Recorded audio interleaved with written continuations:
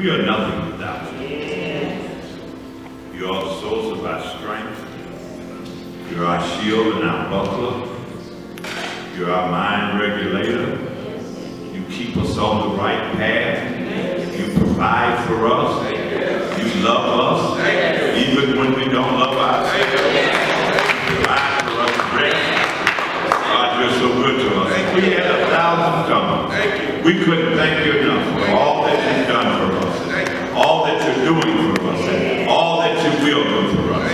Now, God, we ask that you would move in this place. And God, let me preach. In Jesus' name, amen. All right, put your hands together for Jesus.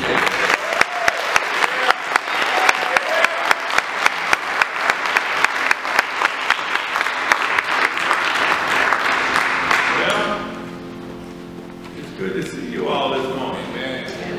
Everybody doing well and feeling good? Amen. If you ain't, just don't tell nobody.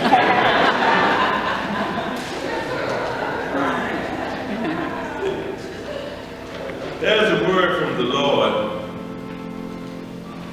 in the epistle to the Romans, the church at Rome, the Gentile church at Rome, chapter number 1. If you have your Bibles, turn to chapter number 1. If you don't, get your electronic device. Romans chapter 1.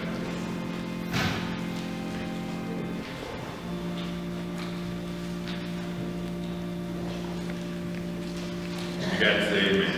Amen. All right, scroll down to verse number 14.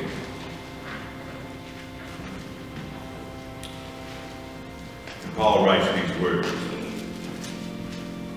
I am obligated both to Greeks and non-Greeks, both to the wise and the unwise. That is why I am so eager to preach the gospel also to you who are in Rome. For I am not ashamed of the gospel, because it is the power of God that brings salvation to everyone who believes. First to the Jews, then to the Gentiles. For in the gospel the righteousness of God is revealed, a righteousness that is by faith from first to last. Just as it is written, the righteous shall live by faith. Amen.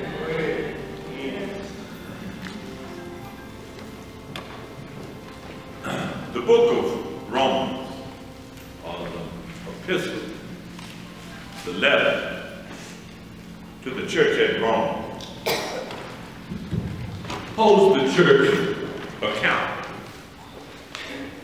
And it also places a great responsibility on the church, both collectively and individually. The pagan Augustine in Milan picked up the book of Romans and opened to Romans 13, and he said, my heart flooded with light. And Augustine turned from his sin. Martin Luther, the great reformer, in a tower in Strasbourg, translating Romans from Latin to German, the language of the people, grapples over the words righteousness and justification and said, I was made anew. John Wesley, after returning from England from his America's missionary journey to the Indians, while at Aldersgate Church, casually reading this epistle of Romans, said, it was then that I trusted Christ. The book of Romans holds us responsible and accountable, both collectively and individually. And the church has always had an interesting relationship with this epistle to the Romans. I believe all of us would freely admit that narrative preaching, better known as storytelling, is interesting.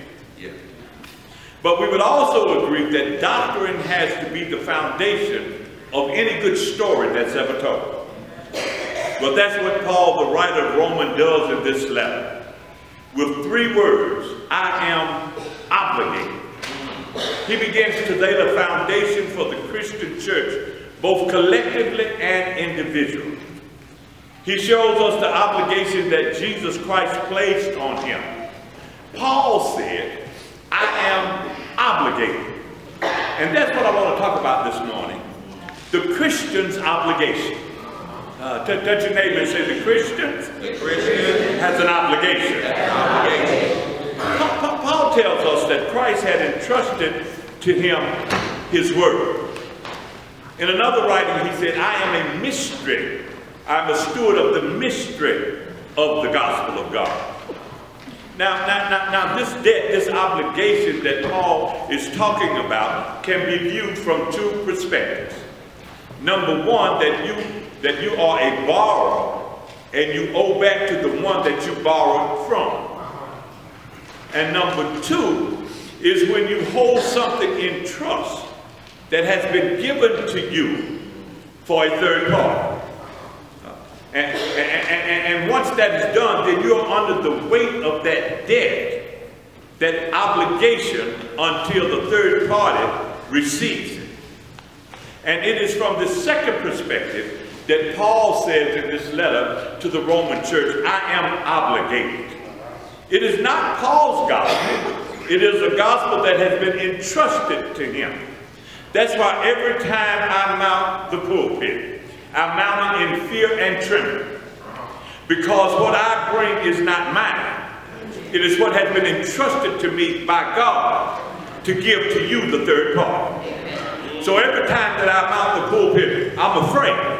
Because I don't want to drag me into the pulpit. I'm afraid that I haven't emptied enough of me out of me. Afraid that my opinions and my faults and agendas and my idiosyncrasy may creep in and you not see him, but instead see me. And I have nothing that would do any soul any good save that which he has given me. And let me tell you this while I'm on it. There is something inescapable about that obligation. Something personal about it. There's something informational about it. And there's something vocational about it. But Paul simply says, I am obligated. That Christ has placed an obligation on me. Paul says it's personal. But beyond that, Paul says there is an informational obligation that I have to perform. That the gospel has information for those who listen to it. Oh, y'all ain't said that. Yeah. Fred Craddock, a great sermon preparer, said it is not surprising that churches fill up on Easter. Because it's the one time that the people know that they will hear about the resurrected Christ. It's like the youth minister who was describing a furry animal collecting nuts and taking them up into the tree. And the youth minister said, what is that? And the little boy cried out, Jesus. And the little youth minister said, blasphemy. The youth minister told the little boy's father, and his father reprimanded and said, how could you embarrass us such a way in public? The little boy said, I knew he was talking about a squirrel, but he should have been talking about Jesus.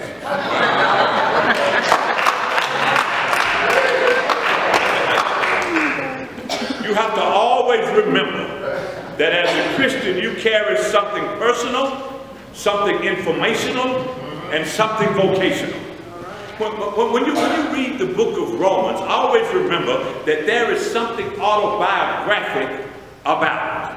I believe that when Paul writes this letter to the Roman church, his Damascus Road experience is in the front of his Bible. You know that day that the light of God shined on him and the eyes of his heart flew open. And here in Romans, he says, I am under this inescapable obligation to Greeks and non-Greeks. You see, church, this text is inclusive. We talked about that a little bit in Sunday school this morning. The big thing in industry these days is diversity and inclusion. Anybody ever heard that? Yeah. Don't say that like you didn't. You know, that's the big thing.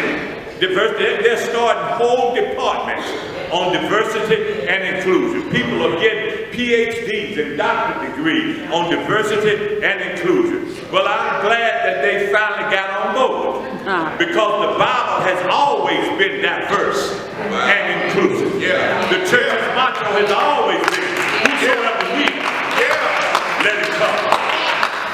It's right there in verse 14. Paul says, I am obligated to speak to the Greeks and the non-Greeks. Now you can't just read over this Greek and non-Greek statement. You have to read it understanding that Paul was a Jew. Because not only was he a Jew, Paul was a big shot Jew.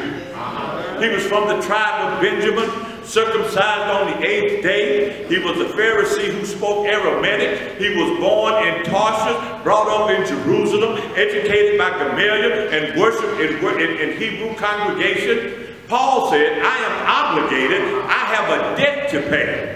Now, I'm going to say this. Y'all ain't going to like it, but I'm going to say it anyway.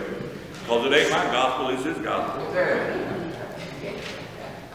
A lot of people have debt, but they just don't pay.